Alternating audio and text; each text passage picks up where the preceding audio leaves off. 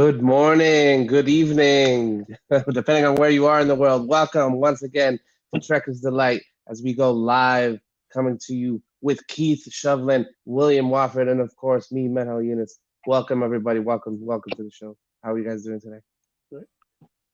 I'm okay. I'm doing pretty all right. Keith, how are you doing? I'm doing well. It's good afternoon here on the East Coast in the U.S. We're a bit early this week. Yeah. So, some of us called in sick, and we have other obligations as far as what's going on this evening on Thursday. Just so we're bringing in the new year with a bang. We're making sure 2023 is nothing like 2020. So that said, we're just keeping things rolling with our lives and stuff like that, and making sure that everyone's feeling better as they're either going in or coming out of sickness. We're gonna be okay. We're gonna be all right. So we decided to do the show just a little bit early today. And what are we going to be doing today, Manny? We are covering what we have learned so far in Star Trek Prodigy, and going over in depth, hopefully, what has happened so far, what are the ramifications of some of those things, what are some of the plot points that we enjoyed, that sort of thing, sort of retrospective. I mean, it's going to be ongoing, and this is just kind of our sampling of what we would like to talk about today. But I'm actually going to throw to Keith.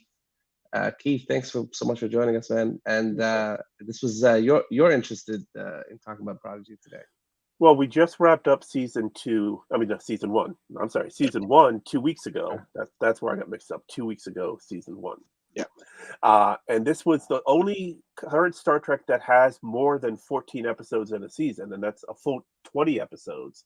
Now, because of quirks of scheduling, they never wanted to have they seem to have a limit of how many Star Trek shows they wanted running at one time, and that would be one or two. Like you would have an episode of Discovery and an episode of Picard, and an episode of Strange New Worlds, but only one week would there be that overlap. They didn't want it like we had in the days of DS9 and Voyager, where there were 2 episodes every week. Mm-hmm. So Prodigy kind of became the stepchild, unfortunately, of our new Trek universe. And whenever there was a gap, throw on Prodigy.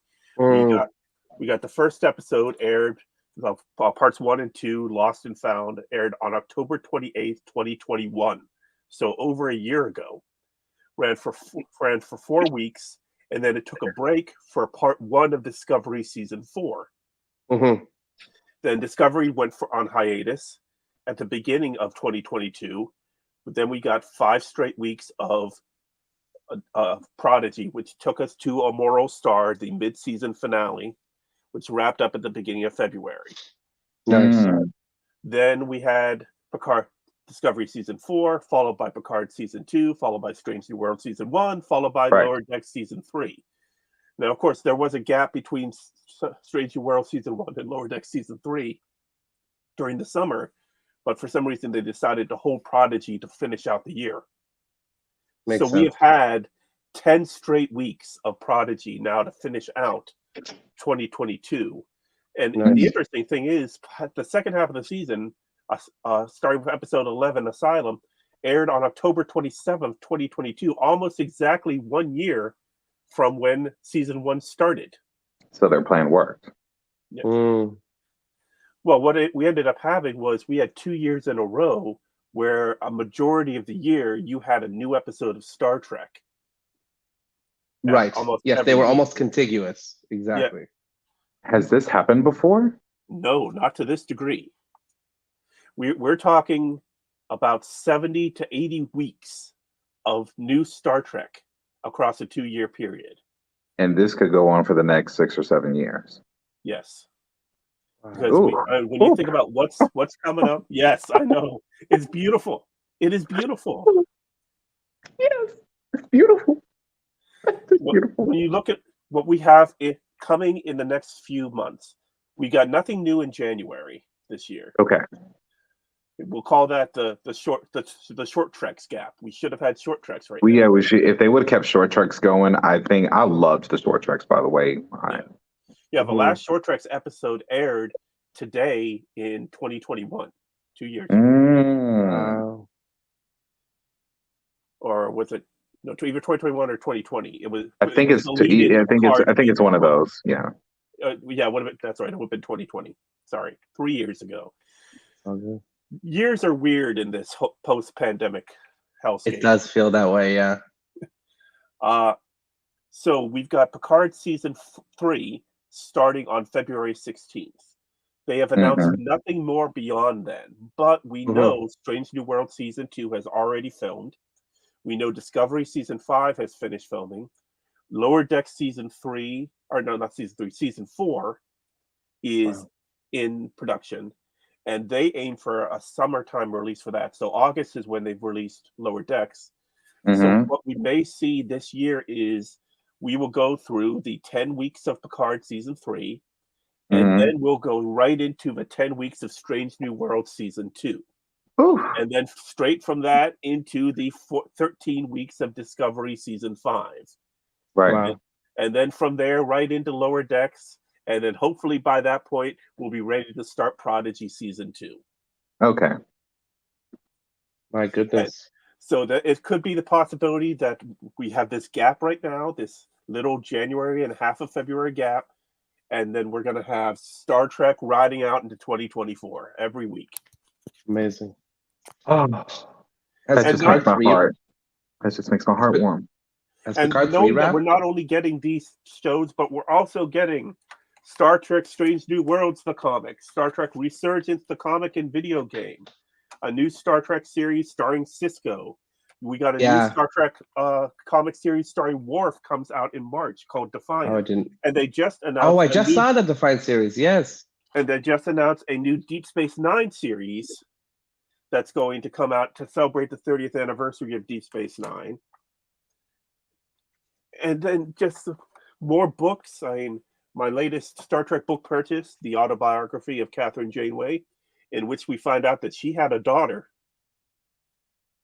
Oh, what? I recently saw the interview with her, and she talked about the real world that she also had a daughter. She gave up for adoption, and that she used that. They used that in the autobiography of Catherine Janeway. Yeah. I already had the autobiography of James T. Kirk, so Janeway was my newest pickup. I need to finish my Picard, and then I'm gonna jump in those books with you. Yeah. Hopefully I love that they're more creating coming out because right now the autobiography series, usually written by Una McCormick or what's the other, Kirsten Beyer. They only have the 3, Kirk, Picard, and Janeway. So we need a Cisco. We need an Archer. We really need an Archer. I want to know is it because they have an opportunity with Archer to wrap up so many things and give us a little insight into what could have been season 5, 6, and 7. Well, just the foundations of the Federation, his time as Federation president, that kind of stuff. I would love to hear about. I mean, I'm a history buff. I'm a politics and government buff. I mean, I work for the United States federal government. I love that kind of stuff. So if they give us even a teaspoon of that in an autobiography of Archer, I am here for it. Yeah. That's all great, man. I have a question. Did Picard 3 wrap? Oh yeah. Yes. It comes out. It comes out on February 16th. They're supposed to be releasing. Today is January the 12th, January 12th. I've heard a few pieces here. Yeah, go ahead. There's a new trailer for Picard season 3 that is supposed to drop on Monday, which is Martin Luther King Day here in the United States. Exactly 1 month prior to season 3 of Picard. And we got new rumors come out in the past couple of days. Yes. They had a convention this weekend in which Patrick Stewart intimated that the story may not end. Correct. At the end of season 3. I was going to get to. Yes. They're going to continue by tying in DS9, Voyager, and TNG all wrapped up in the 4th season of Picard. And then there's the nuggets that dropped today, that there are more people showing up in this season of Picard that we didn't know about. People that we saw in Next Generation. So Oh my god! I literally just want to film myself reacting to this. I'm like, oh my god, Ron was back! Ron was back! I would watch that. I bet. Well, I would scream. We know Denise Crosby is going to be somehow in this season. So do we get Sela? I didn't know Sela that. back? That would be Oh yeah, fantastic. Denise is going to be in this. Yeah. Yeah. She I has don't said get that lamentation on like, maybe this is an unpopular opinion or whatever. Like, sorry, like why? I Yeah. don't know why she's written out. I don't understand or whatever. Well, but why was- Tasha well, was yeah, written out? Yeah, Keith can tell you it was because it was between her, Marina, and Gates McFadden. Now, No. She would. All right. If you go back and you look, if you watch the first season of The Next Generation, first Uh-huh. of all, that is a punishment to have to go back and watch first season of The Next Generation after having seen everything you've seen since. It is pitiful. It is absolutely horrible. The third episode, Code of Honor, is a race oh my gosh. crime. We have whole episodes on that. Yeah. But and when you look at it, the characters that got the worst treatment in the first season are Tasha Yar, Deanna Troi, Beverly Crusher. They got the women. They got the least scenes. They got the least character development. Beverly had some great scenes in Arsenal of Freedom and even in the one the Dixon Hill episode where they get the hologram hijinks. Yo, you know who just called me? Sorry to interrupt you, Michael. You might jump on. Oh, okay. Yeah, sorry. Cool. Yeah, continue. Really? Yeah. Man, subhanAllah, man. I threw my dice to the wind and I just wanted to see who would come out. But yes, you just called me. My microphone is. You know, Michael has something to say. That's what I mean. Like, yeah, I hit everyone up and I said, okay. If my audio keeps going out, sorry, my microphone won't stay in place. We can hear you fine. We hear you, Keith. Oh, okay. We hear you dead on. Yeah. But please continue. I apologize every time I get. Sometimes I break. He gets excited. He gets excited. I don't mean. All right. But really, when you look back, there was only really one episode where Tasha Yar got really a central story. Well, Code of Honor was one of them, unfortunately. But she did not get any really good, juicy scripts. When you look back at her season one, you remember two things. One, she slept with Data. Two, she died from an oil slick. The best Tasha Yar episode is season 3's Yesterday at Age Enterprise, which is personally my favorite episode of Next Generation. Yeah, she made her mark on that one. That was so well done, and that just shows how good of an actress she is. And I've known her from, I've seen her in other things, but how good of an actress she is, and if they would have written the part right. When the Mission Log podcast was going through first season Next Generation, they kept on calling her the criminally underwritten Tasha Yar. But tell me why. Just because the writing room, you had DC Fontana, you had David Gerald, but you had Maurice Hurley, and he hated Tasha Yar for some reason. I think wasn't season 1 and parts of season 2 showered with racism and sexism? Yes. And that was mostly Hurley. Yeah, and Gates McFadden wouldn't stand for it, which is why she left the show for one season, right? Well, at the end of the season, they said, okay, this isn't working. We need to make changes. And they were looking at, okay, let's not make any changes in the writer's room or in the executive producers. Let's go to the cast. So it's like when you're looking at a professional sports team, you look at changing the players before you look at changing the coaching. Yeah. When the problem was the coaching. So they fired Gates McFadden, they fired Marina Sirtis, and Denise Crosby quit. And then Majel Barrett said to Gene, you just fired all the women off your cast. Oh, and he went, oh, crap. So he went back to Marina Sirtis and hired her back.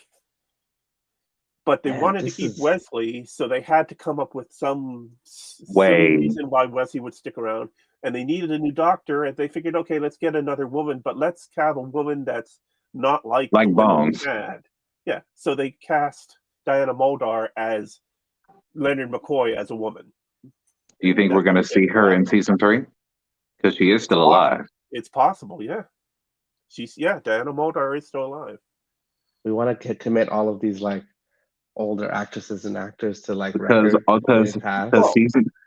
season season 3 has the opportunity to be an ultimate masterpiece and make up for the first 2 seasons.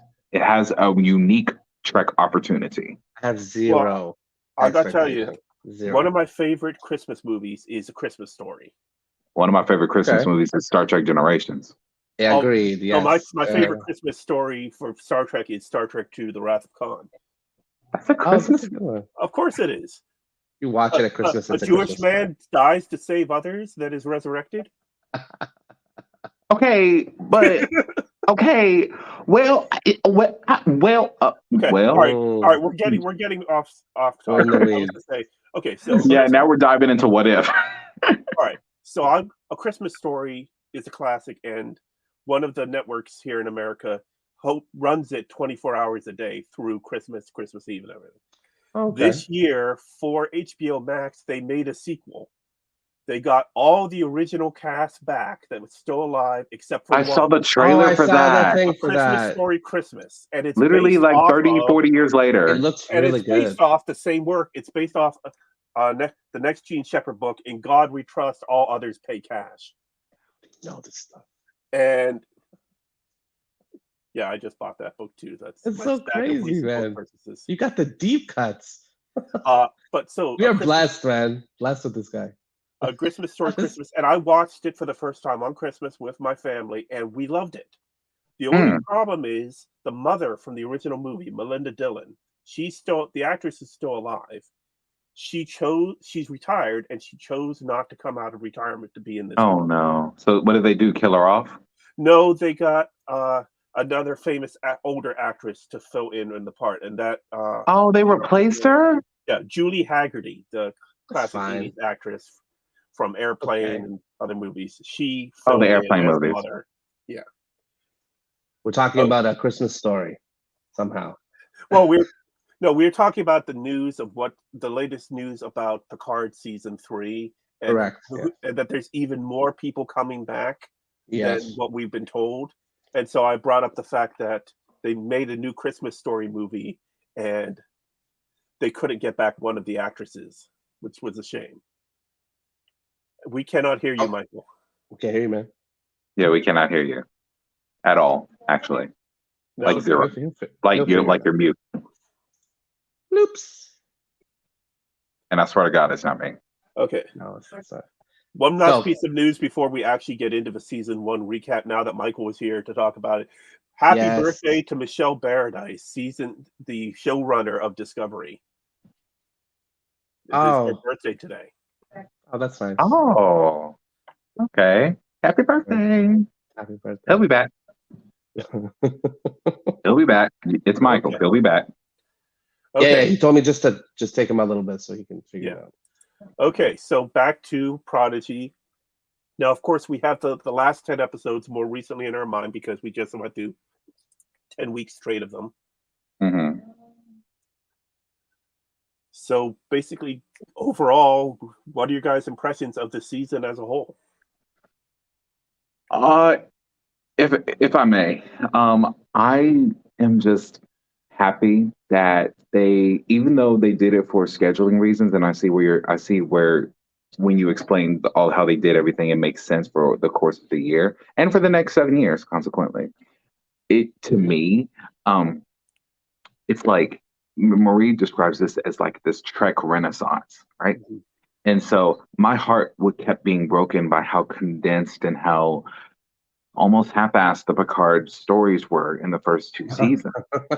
I'm sorry. Like I now I watch it and I will appreciate every minute of it because he didn't have to do this at all. So like that's dude's like 80, 90 for real. Like he really, and then after season 3, he's done. Like there'll be more. We'll probably see more Marina and Jonathan, but we probably won't see Picard after that. No, he said he's not done. Oh, hell yeah. Okay, so anyway, so that said, I appreciated the component of Prodigy retaining its traditional 20 episode season. Now it may have been half and half, but it literally kind of brings back something that I was wanting to experience that I never got to experience because quite frankly, I either was not born yet or I was not conscious yet. So when I say conscious, I was born in '94, but that was Voyager and Deep Space Nine. So Deep Space Nine, then Voyager, and Yeah. then Enterprise. I was like too busy with school. And Sure. then I found Netflix, and then that happened. But I was like, I want to experience as it's coming on each week with a group of people that I can talk about this with, not wait a whole year like they did, which is honestly, this is the cream of the crop. Because as I learned from Manny and everyone else here in Trekker's Delight, when the best of both worlds happened in the Next Generation, all hell broke loose because they didn't know whether Picard was going to stay on the show or not. That's right. And they waited a year. I was like, and I was like, I cannot imagine being like that. Now we got literally new Trek episodes, and what's best, they're referencing each other somehow. Yeah. Yeah. And I'm here for it. So in terms of the 20 episode consistency, it won me over just for that alone. Now there were a few, filler episodes in between, but what's Trek without those? So Really? Voyager, Deep Space Nine, they all Trek shows have filler episodes, that are just there, Well, Yeah. in hindsight, those were our character building episodes. Sure. I was not a fan of the episode where they're stuck in the holodeck, but in hindsight, when having that moment with her not father, Right. to see him as a person and not this horrible tyrannical person, set her up to be able to forgive him as he died in the final episode. So Exactly. Yeah. Right. Because we got to build up the Janeway hologram because she became sentient. Yeah. Well, or maybe she was always sentient, but she became aware. I guess I don't really know how to properly describe it. But that was pretty much my 2 cents on it. As far as like a detailed review on the story, I'll leave that to Keith because he knows the history, the ins and out. To me, overall, I liked all of it. I remember I what's weird. I was not scared of the Borg since First Contact, but when they did that Borg episode and they brought back the TNG Borg, they Hmm. brought it back in such an eerie way. I was actually scared for what's her name? For Gwen. Hmm. When she was walking through trying to be nonchalant and she's just walking right past them as they're passing her. I was shaking. I was shaking. I was like, Lord, one of Yes. them's gonna Yes. grab her. One of them's gonna grab her neck and you assimilate her. She's gonna have to do Yeah. some sort of alien voodoo to get it out of her that we don't know of. I was terrified, and because I was terrified, I I loved it. I loved it. It made me feel something. Not to mention, happy. About 2 months ago now. Aaron Steve is his name, came onto this Oh watched yeah. one of our shows, Aaron Yes, Walker, that's and right. Aaron Walker. yeah, and wow, yeah. So I have another friend named Joaquin. Mercedes Aaron Wow. He came and watched our show. I'm like, Yeah. and Yeah. That's he wrote Geeky Kobayashi Bird. Maru, which is a great Oh yeah.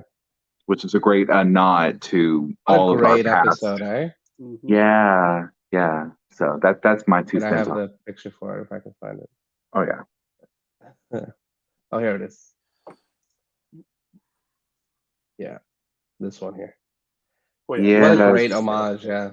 great Fantastic. homage. Great. TNG Yeah. set, and then as many different people you fit in, including some of our dear departed. You have Right. and you have there Scotty, you Spock, and Odo all having passed away prior to that episode airing, and then of course Right. Michelle Nichols, who died just a few months after the episode aired. That's right. Wow. And they piece together, and it's just like if you listen to the lines, what Trek episode they said it on. But it was the fact that it was the fact that they used it and they made it coherent. They made it to where we could understand what they were wanting to say to them in that moment. Like there was a line from Spock which clearly came from Unification, but he said it to Dal, which still Right. applies, Yeah.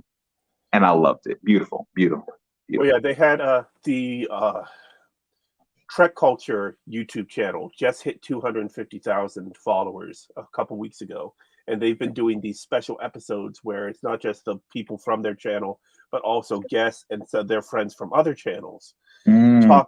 And one of the things they did was they did a special episode where all of them talk about what characters they would bring back, and they bring on Aaron Walke, and he's like, "I've done it already. Go watch Prodigy." So, I have to say that I very much enjoyed. I'm going to jump in here. sometimes the best parts of Star Trek for me are the internal consistency.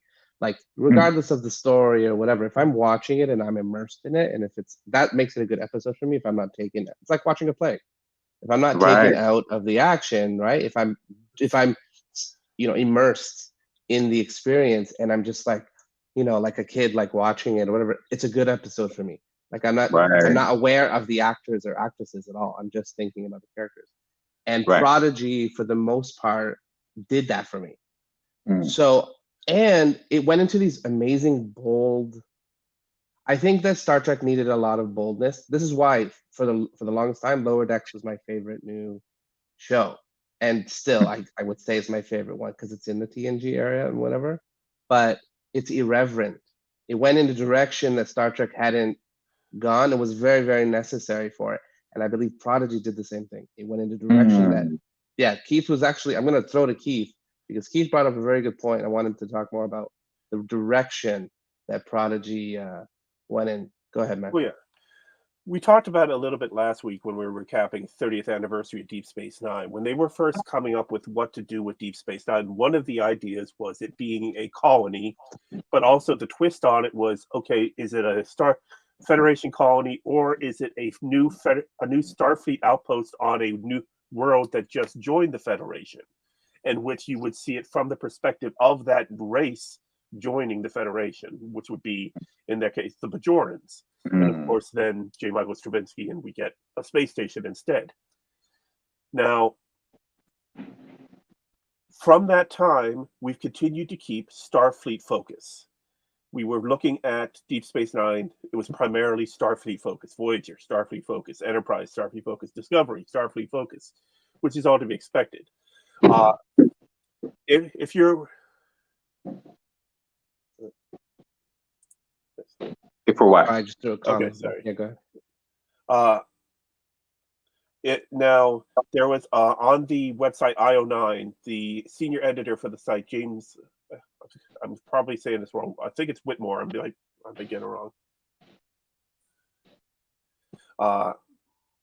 Right, he had written an article about how what we needed was a fresh perspective on Star Trek from an alien perspective, to see Yes, Starfleet from an alien point of view. That's right. what we get from Prodigy. None of these kids have heard of Starfleet before they step foot on that ship. Ever, ever. And when you think about it, you're not only getting the alien perspective, but also the heart of the whole of Star Trek becomes communication. Because once they get on that ship, no one, the first two characters you really get to know and love on Prodigy are Dal and Gwyn. And Mm. what unites them is communication, the fact that they both speak the same language. Right. Right. Then they step on the protostar, Dal and Rock Talk. And Rock Talk has been grunting, and as far as Dal knows, she's a he and bigger and older than him. But once they get the universal translator, once they get the UT going, and we find out her real voice, Mm-hmm. that opens up so much. And then we bring in Zero and Jankum and Murph, which I wish Murph would have been able to actually talk, but he can sing. Mm. But communication becomes the heart of everything. But we continue to keep the focus of they're learning bit by bit about Starfleet, as you would do on, kids on a Starfleet ship with they do have hologram gateway, but mostly not much on guidance. They do walk this line, right? Like of being, and this goes to your point earlier, Keith, about a kid-friendly material Mm-hmm. while remaining sophisticated enough to appeal to us as adults. It walks this line like it's not a teen line; it's a kid and adult line. It's not like what I would say is like, oh, it's a teen show. No, it's a show for like kids, and then whatever. But it has all these other larger themes and throwbacks. It kind of reminds me of like when parents take their kids to the movies, and there's some jokes just for the adults, but they go over the kids' heads. And watching Prodigy, you see all these throwbacks to things. They're gonna go over naive. When I say naive, I mean like first timers, first time being introduced to Star Trek, and then the old heads like us, like, oh my God, there it is. Anyway, go ahead. Well, I mean, there is the downsides of that. Like when you watch Let Sleeping Borg Lie, the 12th episode of this season, yes, they do a great degree of making the Borg scary again, but you also know they're not going to assimilate these kids. None of them are going to be assimilated. And they come up with the hand wavy, oh, our assimilation systems aren't working. They have to take them to the special room. But you're like, where's the threat? Danger. And then we have in Supernova Part 1, how does Dreadnought not kill all of the crew? Like he Mm, immobilizes Dahl and Murph and Rock Talk and Jankum. But this is a war bot that we saw in the flashbacks in previous episodes, that these things fought wars for the Vonnegut. yeah, And yet all it did was immobilize our crew, did not that's kill a any of really them. good point. And That's a very good point. I'm saying this. I gotta give credit to Sean Farrick at Trek Culture. He pointed that out as well. But Huh. but yeah, it just shows that there's a line that if it wasn't a kids show, Yeah. would that line still be there? Like yes, in the original series, it was always the joke of 6 people beamed down to the surface. You got Spock, McCoy, Kirk, and 3 guys in red shirts. Guess Right. which 3 aren't making it back to the ship? Spock. But I hear but you. yeah, You know what? I mean, you make a really good point. And is it convenient for the plot that they don't kill off the protagonist? Probably. well, yeah. Maybe they shouldn't have written it like that, you know? They, Well, I almost and- thought I was when I found out the episode was going to be called Supernova. I thought we were going to end the season with the ship exploding into a supernova. oh, interesting. But I thought that someone might still be on it, and not. I thought Dahl was going to be on it. I thought might see the end of either Dahl or Gwen's story. I I like did the not. idea of like something like that, but then they do some Star Trek magic where like Yeah. they rematerialize or something like where you think You that they're like what dead they or did something. at the end of Discovery season 4 with Book? The ship Yes, blew up as he was beaming out, but the 10C perfect. somehow intercepted the transporter beam. Yeah, brilliant. Yeah, It's a great plot device. yeah, absolutely. I mean, yeah, Star Trek has a rich history of killing off characters and them coming miraculously back to life. Which brings us to like how they're going to. Okay, so one of the things that I admire about Prodigy is they laid the network for all of these like follow-up stories. Mhm. I kind of dislike when you do a first season of a show and it's like, well, this plot went nowhere. And there were a few threads like that in Prodigy where I feel like, okay, this isn't going to go anywhere. And there's one-off episodes, but like the time travel concept. So we have, I'm going to show you a few pictures that I want to use to spark your imagination and remind you of some of the characters that we were introduced to. So one of the things, let's see if I can find, is this guy. Got to see this guy again, the outrageous Okana, Yeah, which was a great throwback. Go ahead, man. yeah, and he kind of came in and then ran out of the story when it That's right. got a little bit too uncomfortable for him. What about this guy? Chakotay, yes, yeah, he figures to be a major part of season 2. I picked this picture to see Yeah, that's to a get Marie to Photoshop. like, yeah. I want Marie to respond to this. Robert Belcher photo. Yeah, And then we his had hair this. is all gray now, so not just that stripe. Okay, but we only saw him in like an animated form. So this is Right, kind yeah, of like this is the uniform from that. And correct. then we had Damon Nandi. Yes. Was a character that I also really enjoyed seeing, Yeah, and started to go ahead. we need her to come back because she knows more about Dahl's past than she's putting on. And now Right, that we know that Dahl is a genetic experiment, how much does she know about that? right, And if she knows about that, is she going to lead us to the students of Arik soon? And are we going to have more about finding them right. and finding out as a further explanation of the augmented genetic engineering storyline? Exactly. And Like there was a I'm lot gonna of reveals, right, with the Vonnegut and stuff. Like, go ahead.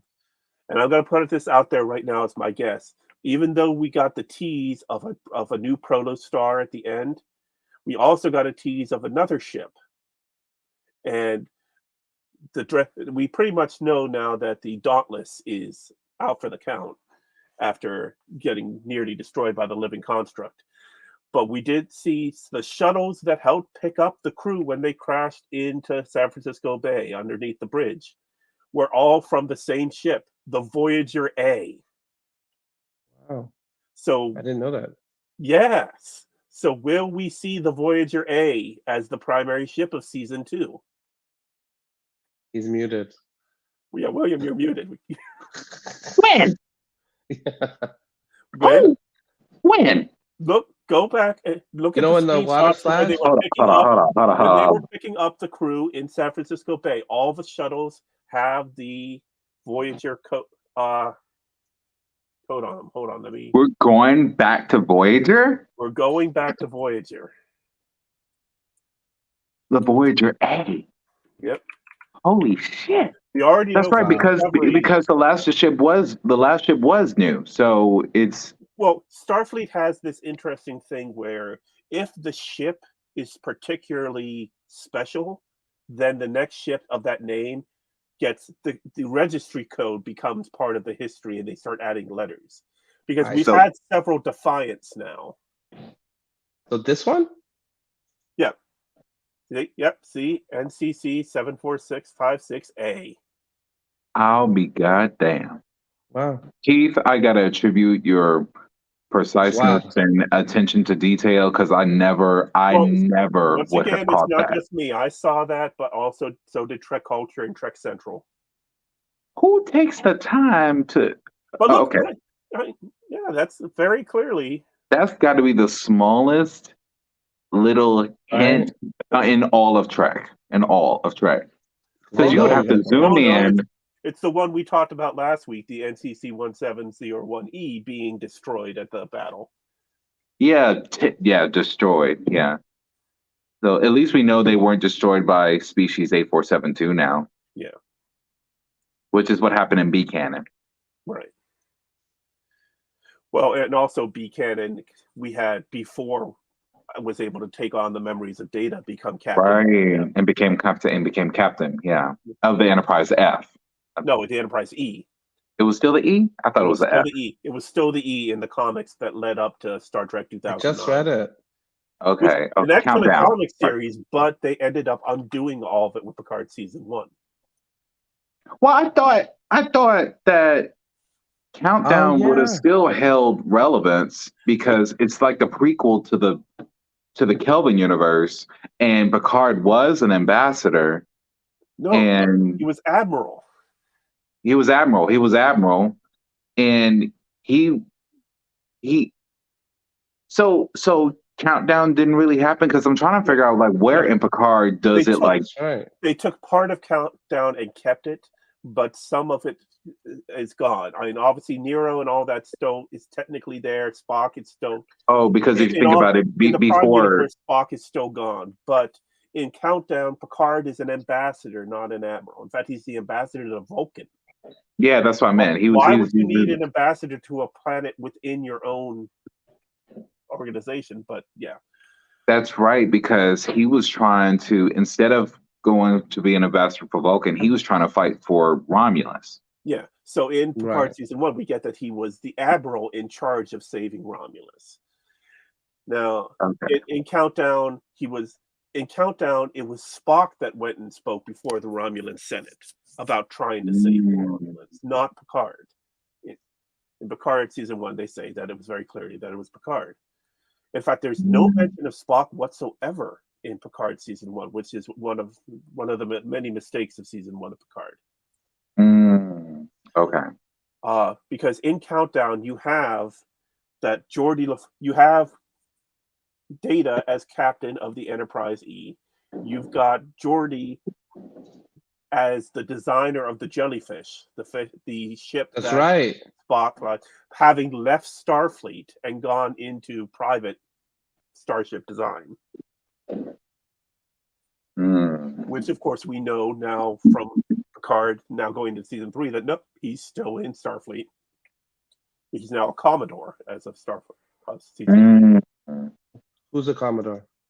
Geordi. He's a Commodore now. Okay. Yeah. I mean, someone needed to take. So he was a Commodore in the comics, and he was a Commodore in season 3 now. No, in the comics, he was out of Starfleet completely. Oh, he was done. Yeah, he went into private starship design. He was outside of Starfleet. Okay, Wow. so they did take components of Countdown. Like, yeah. So really, when you think of it, there are so many. When you think of Star Trek, there is so. Obviously, from what we saw in the episode Parallels from Next Generation, there are so many different parallel universes of Starfleet that you can pull from. Like you could say, some people try to claim that the current Star Trek shows are not prime timeline, but you could say that 09 did not pull from the prime timeline. Countdown is its own separate timeline versus the prime timeline. Right. Yeah. So okay, but yeah. So what I was saying was we have you have ships that when they make their mark, that the registry number becomes part of the history. So that's how we get Voyager A and then later Voyager J, as we saw in Discovery. Enterprise, you had the NX-01 and then the NCC 1701, which is the registry that stayed in history, 1701. Right. But that's because they changed the timeline in First Contact, because the original NC was going by the animated series, the first Warp 5 ship was the Bonaventure. Not yeah. Here's what I found. They changed it? Yeah. Okay. But that they retconned that. Well, that was a case of, it's the animated series. Nobody pay attention to that. Yeah, they had it as the first warp drive capable Starfleet ship was the Bonaventure. It's always hard and trepidatious when you have really established canon like that with little things like that in its past, and you're starting to build like a newer, because we've had this huge gap of time. Right now, all of a sudden we have all of this new stuff to go through, but it has to be cohesive and it has to be consistent with what's come before. So retconning is inevitable, but also it should be appropriate to the fan service. So yeah, I get it. Maybe it was just a mistake. But then, of course, we had the Defiant in season 3 of the original series. It was the ship that was stolen by the Tholians and then sent into the mirror universe, as we found out later in Enterprise. But it's a different registry number on that Defiant than on the Defiant we get in Deep Space Nine. And which ship are you talking about? The Defiant. In the Tholian Web, 3rd season of original series, they come upon a Constitution-class ship that's been taken by the Tholians, and everyone on board has been killed, and they go on board, and Kirk gets stuck. And while they're trying to escape the Tholians, Kirk's showing up as a ghost floating through the ship in his spacesuit, because this ship's been pulled into a parallel universe. We found out in Enterprise season 4, In a Mirror Darkly, the 2-parter, that it was actually pulled into the mirror universe. And then, of course, that was followed up with in season 1 of Discovery, that ship went in and then they were able to advance their technology using future Federation technology. And we got our first Empress. Yes. Shout out to Marie for Hershey. So yes. Yeah, but yeah, so that was a different registry number Defiant than what we got on the Defiant in Discovery in Deep Space Nine. Oh, and just didn't they rename the Sao Paulo or something? Well, that was yet another Defiant. Okay. Because we got the Defiant class, and the Sao Paulo was a Defiant class ship, and they just changed its name and registry. It should have been the Defiant A, and gotten the same registry as the ship that was just destroyed. That was a mistake on Deep Space Nine. Yeah, because it's rare. It was actually commissioned as the same ship. I was going to say, like, how come they never, or I guess, well, because here's the thing. We've seen redesigned ships carry the same name. I mean, look at Titan A, right? Like, and they still retained the letter in the alphabet, but Defiant did not. And maybe it was because it was supposed to be like a secret thing because they originally built it for the Borg. Maybe Section 31 built it and didn't intend for. I don't Or know. maybe they didn't want to have to redo all of their CGI shots to add an A to the thing. Yeah, because they really forgot. They forgot. Yeah. That's what happened. They forgot. Just like I in like that. just like the image of the bird of prey destroyed in Generations is the exact same video of the bird of prey destroyed in Star Trek 6: The Undiscovered Country. They reused the footage. So this was what happened with the Defiant. They didn't want to have to make new footage with it being saying Sao Paulo or the A. They just, this is going to be the same. And then, of course, it goes to show how much different things are when we get to Discovery, where they go ahead and they slap an A on the Discovery just because. But that's part of the lie they're telling in the future Star Trek. They're in order to not say that the ship came from the past, they're calling it the Discovery A. So Yeah. okay, but we're So is getting the away from Prodigy protostar? here. Yeah, I was gonna say the protostar, that new protostar at the end of the very last episode. I can't remember the name of it. They didn't show the final episode, Supernova Part 2. Yeah. The NX76884, which we find out is Aaron Walke's birthday. Brilliant. Well done. Yeah, when you work in the writers' room and nobody else throws out an idea, and you've got to come up with a number that's higher than the number that they use for Voyager and higher than the number they use for Defiant. Yeah, Mm. you can use your Are there, birthday if it works. are there any other salient points that jump out at you about Prodigy as a whole? Well, Both of you guys. one thing I loved about it was they didn't hit us with everything all at once. We had one episode where they played with the transporter, like, ooh, look at this. And they're transporting the pie from room to room. It's still hot. That's right. And they had one episode where they're learning about the holodeck, one episode where they're learning about the replicator for making the ships, the shuttle replicator. That's right. Which it's like we needed that. We needed that for years. So I love the ship constructing bay. I wish they'd use that more. Yeah. So cool. So there is it was all piecemeal, kind of like what they tried to do with Enterprise Season 1, but in a much more fun way because we saw through the eyes of children. Yes. Who can't die because they're give me a plot device. You don't kill the kids. It's a great setup for the next season. Yes. I'll say that. The threads of like where we're going, like with that sentient Janeway and whatever. And honestly, it brings up ideas of like holography and like what is a person and all that stuff. I like that. I like that there's shades of those sentients in that unfortunately, holography. that Janeway is gone. Yeah. Well, and we got the real Janeway that's going to be stepping in to lead the kids. So you did have a death. Yeah. Let's acknowledge that a character was killed off. A significant one. Absolutely. And I shed a tear for her. William was bawling, but I get it.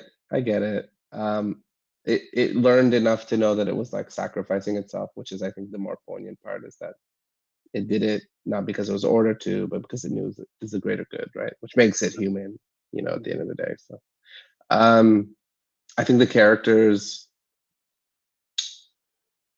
when Dow realized that he couldn't get into the Federation, not Federation, but in Starfleet, but that his friends could. We've come so far with Dow's progression as a character, where he was very selfish, right? He was like it was the Nandy factor, if you will. And you go back to the early episodes, and he did not want to go to Starfleet. He was if you go back to Dreamcatcher and Starstruck in the earlier episodes, Janeway said, "Let's set a course to the Federation," and Daw's like, "No," stomping his foot and standing in the corner like, "I'm captain, and I say no." Yeah, but he was, saying it in a way, a lot of his early motivations were not good. He had bad intentions. He was very self-centered, right? And what he wanted, and he was trying to get everyone to go along, and we saw him grow, I think, morally as a character. I mean, yeah, like pretty much any enslaved child would feel at that moment because all he has the mind for is escape. Like, Yeah. if I would love to see him have a conversation with a young Nog. Yeah. Captain Greer is. Can you all hear me? Yes, we can. Yes. I don't know what's going on. I was trying to get on my laptop and I was using my phone for other and so I'm like, this is a mess. And then I have a meeting in 6 minutes. So, Okay, but I'm gonna stay on. Give us your favorite things. Give us your favorite things from season 1 of Prodigy. Go. Actually, I was just talking about this. So I love the parallels from season 1 of Prodigy between Kobayashi Maru, and I forgot the episode where they're at the outpost. I think that was one of the most understated ties that we saw, and also kind of a little foreshadowing. So in Kobayashi Maru, we realized that Dal actually beats the Kobayashi Maru until there's this moment where he actually says he accidentally blows up the ship. You remember? And it's like, I looked at that moment as like a plot hole. I looked at it as just a huge mistake, and I was like, I don't know what these writers are doing. And I think again, Alan Woke wrote that episode as well. Woke. I'm gonna butcher it the whole time, so I'm just gonna start referring to him as him. Just call Aaron, friend of the show, Aaron. Friend of the show. Our friend of the show, Aaron. And so I really looked at it as a plot hole, and I was ready in probably our end of the year breakdown or the end of the season breakdown to really dive in and gut him for that. And then it was like, when we're seeing at the outpost that he's an augment, it's like, oh my God, that's why you're able to beat the Kobayashi Maru. You're able to outthink the computer because you're a freaking augment. And it was a very subtle tie and very subtle foreshadowing that I did not make until like going back to try and actually watch the season to start planning out those what if episodes that I've been on the breaks for whatever. But yes, and so it was like this really, I love this season and all of the subtle ties that it has back and all of the amazing ability it has to, in these little subtle ways, grab threads from past Trek, even as well as and just weave them together beautifully in this like intricate way that really holds it together, but still makes it accessible for kids. So it's the threads for me. Nice. I like that throwback to the augment stuff.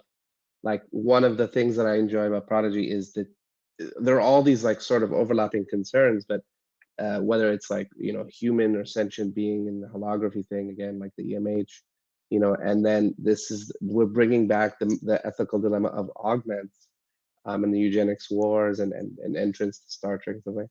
I love that all of these, in the Borg, for instance, right? The overlap with Picard and being the artifact or whatever. There were so many draws to these other Star Treks, but also their ethical and moral things. Those were the best things for me, like drawing from those Star Trek things.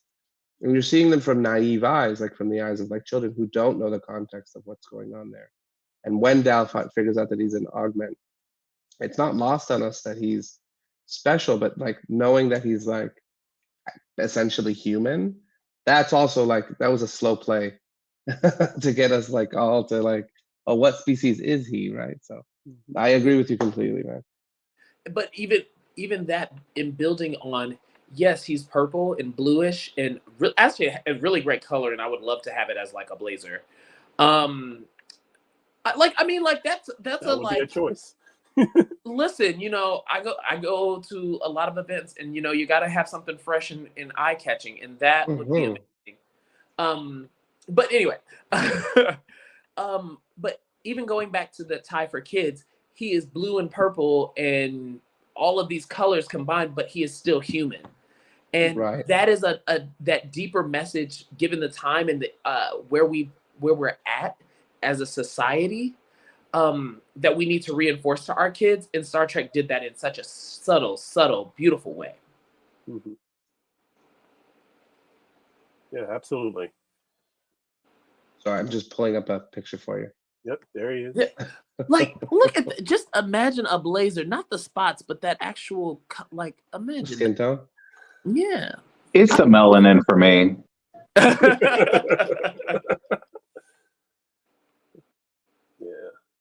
That's great, man. That's great. Anyone else with their final thoughts? We're wrapping up. I have final thoughts and then I'm gonna bounce right out. Okay. I loved Prodigy. I loved the casting. I loved the character dynamic. They went far with this. Mm-hmm. They did a good job in reminding us that even though it's Star Trek and even though it is canon, at the end of the day, it is a children's show. And Mm-hmm. quite honestly, as a child, I watched, even though it was already said and done, I watched Star Trek and I based my current, and I'm 28, about to be 29, current ideals off of Star Trek. So it makes me very happy to know that our children, hold up, it makes me happy. It makes me happy. It makes me happy. So I gotta go. Love you guys. Bye. Yeah. And that's William. That's a wrap on William. Michael, you probably have to go soon too, so I'll give you the mic, man. Let me know what you're thinking about Prodigy and your final thoughts. I think that this was quintessential Trek through and through. It was a beautiful blending of old and new, and I really can't wait to see how they in season 2, because I want to see how they incorporate elements from Strange New Worlds as well as Discovery, because one thing that they've proven is that this show is going to cross over over and over and over again. And the introduction of time to go back and find Chakotay, I can't wait. Or go back or go forward to find Chakotay. We'll see. Back to the future. Right, exactly. I really can't wait to see how they like wind that in and weave that in to really bring in this new era of Trek, and maybe even if they're smart enough, weave in Star Trek Academy in there as well. Some really good interplays, and Giorgio may be able to take a break for like 5 minutes and go into a closet and record some voiceovers for a little pop in somewhere. Hey, Golden Globe winner Michelle Yeoh. Yeah. I remember to point that out. She won the Golden Globe for Everything Everywhere All at Once just this week. Yeah. So, I will say, I think my favorite episode of the season is still Kobayashi Maru, and it also that episode has made it into my top 5 episodes of Trek of all time. That's high praise. It's a really good episode. That is a really amazing episode. Mm-hmm. Do you have any predictions, like where you see the show kind of going?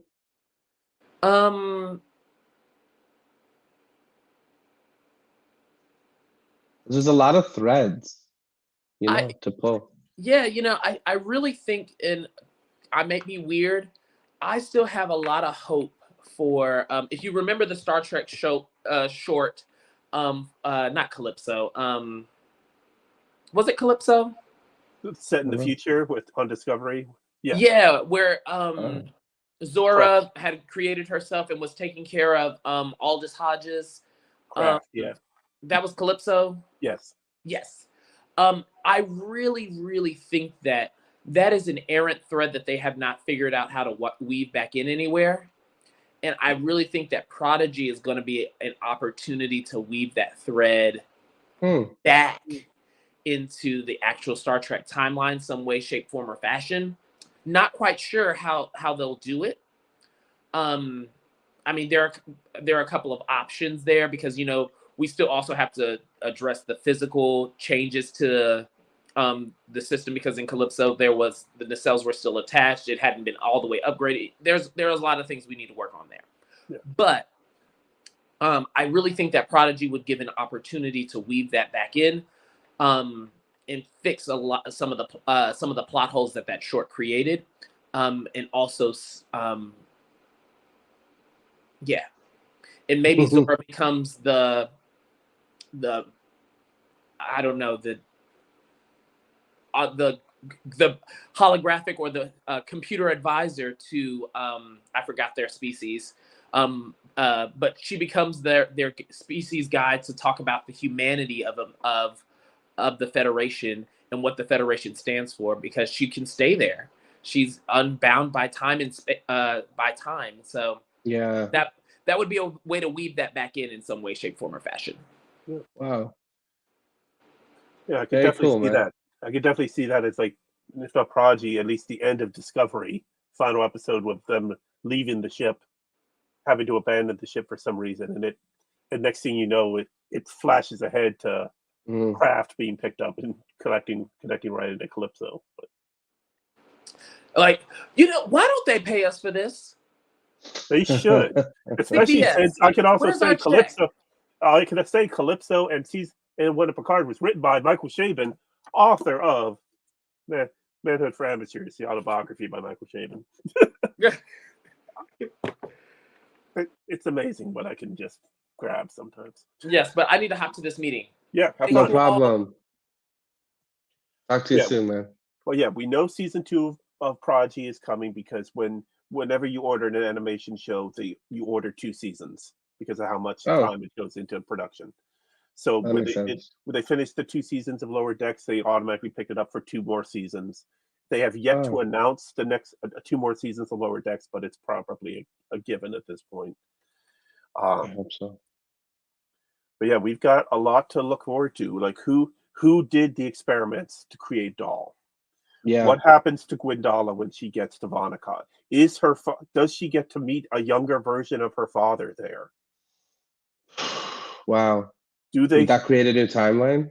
Well, already it did create enough, because where Chakotay is currently lost is, as they said in Supernova Part 2, an alternate future, because that was in a future in which the Vonnegut have been devastated by this civil war, and they're now taking the steps to keep that civil war from happening by sending Gwyn to be their emissary to the Vonnegut in a kick-ass uniform at that. Yes, and you see that all of this stuff was really necessary to kind of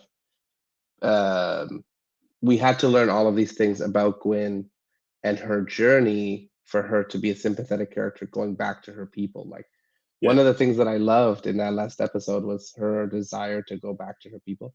We've neglected Solemn, like what's happening there. So I think that honestly that's where the action is headed. Like the next season will be like fraught with like all kinds of like experiences for her, and eventually she'll get there. And I think that'll be like the ending of that season, is like her getting to Solemn.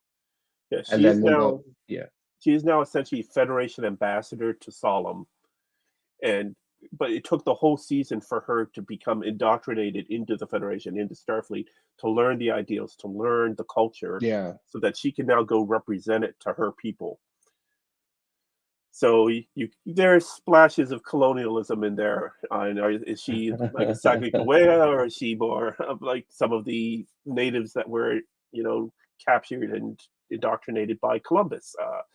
There are things to watch for there, but there's a lot of options for season 2. Nice. Like we now know how everyone got to Tars Lamora. And Zero, we know how Zero got separated from their collective. Jankum, we know how Jankum got separated from the rest of the Tellarites. Do we know for Rock Talk? We know how Rock Talk went to Tars Lamora, but we don't know how Rock Talk got to the boxing ring that she was in. Where she was the. Oh yeah. She was the heavy. That's right. She was the bad guy. That's right. But we don't know how she got to that. And of course we know how Dahl got to Tarzan Moore because Naughty. We don't know how Naughty he got with Naughty and how he was created. So there's still a lot more to learn about Dahl. There's a heck of a lot to learn about Murph. Murph is the next one I was gonna say. Yeah. It's just an in joke, right? Like from that episode with Wesley Crusher, Melanin Slime Worm. Like, is Yeah. that? Well, that's how it bouncing out of my head, started, right? but it's going places. Oh, another thing to point out in Supernova Part 2, the Starfleet science officer that came up to Rock Talk and pitched to her being a xenobiologist, Xenobiologist, yeah. voiced and styled to look like Star Trek science advisor Aaron McCormick. Oh, a real person. Yes, that the scientist that works for the production company that Man, is what in a charge of job. science Star Trek. She got to voice that character, and they designed the character to look like her in a Starfleet uniform. So she's got that framed on her wall in her happy moment. For sure. What a dream job. Now, as a scientist. before we finish up, we did get one other little bit of Star Trek news that Prodigy might be the perfect venue. A certain actor of some repute was asked on whether or not he would choose to join the Star Wars universe, as he is good friends with a certain Pedro Pascal, star of The Mandalorian. Yeah. And he was asked, when are you going? What part are you going to be a Sith Lord? What are you going to be in Star Wars? And he goes, no way. I'm a Trekkie all the way. I want on the Enterprise. And that would be one Nicholas Coppola, or by his stage name, Nicolas Cage. And as we saw him in a very understated but brilliant role in Spider-Man Into the Spider-Verse as Spider-Man Noir, which unfortunately he will not be reprising the role in the sequel that's coming out this year. But it's just this beautiful little role, and he's perfect in it. Just think of having a bite-sized little role like that for Nicolas Cage in Prodigy Season 2. Make it happen. Yeah. Come on. He says he wants it. Reminds me of what was that governor? A black lady, the one that came on Discovery at the end, a real life politician. Oh, Stacey Abrams. Stacey Abrams, yeah. Who unfortunately lost the race for governor in Georgia this past year. She tried 4 years ago and lost a very close race, and this time she ran again, and she lost again by a slightly larger margin. But yes, a Nick Cage pop-up would be great. Yes. Yeah, Nick Cage cameo, Admiral Cage or something. Yes, that would be fantastic. Okay, but I have to put a pin in it there and say goodbye. Thank you so much for joining us today, Keith. Man, you really killed it. And I talked way too much. No. Go ahead in the comments and tell me to shut the hell up. I really appreciated it because honestly, like I haven't done a second cycle of Prodigy, and I really need to. For me, the biggest part of like Prodigy that is still like bothering me is the proximity of the Alpha and Delta Quadrant and the time stuff that I still need to resolve. So it's the hand waving of we've got this new engine that can make us go super fast, faster than Warp 10. We finally have the quantum slipstream that was hinted in Voyager, or the transwarp drive that was hinted in Voyager, and so we're going places. But the fact that the Dauntless and the Protostar were just zooming around the galaxy, it's almost Star Wars level there as far as hand waving of the ship. The travel takes as long as the speed of plot. Exactly. Okay, my friend, I'm gonna stop there. Thanks so much for joining us, and we'll see you guys later. Take care. Remember to subscribe, hit like, and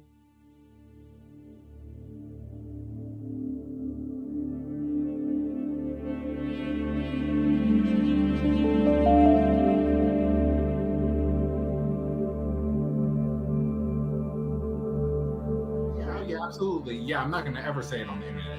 Yeah, never. I'm sorry. Wait. There was a shadow of a church. Okay. What? William has questionable ideas about what he puts. William has questionable ideas about what he puts on the internet. Oh, I remember that episode. Uh-huh. I remember that episode. Yeah. Uh-huh. Wait,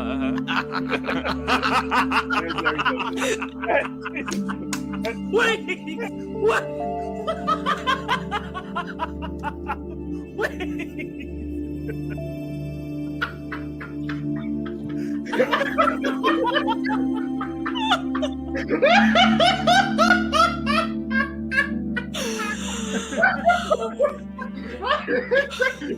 We put on an audio version of this podcast.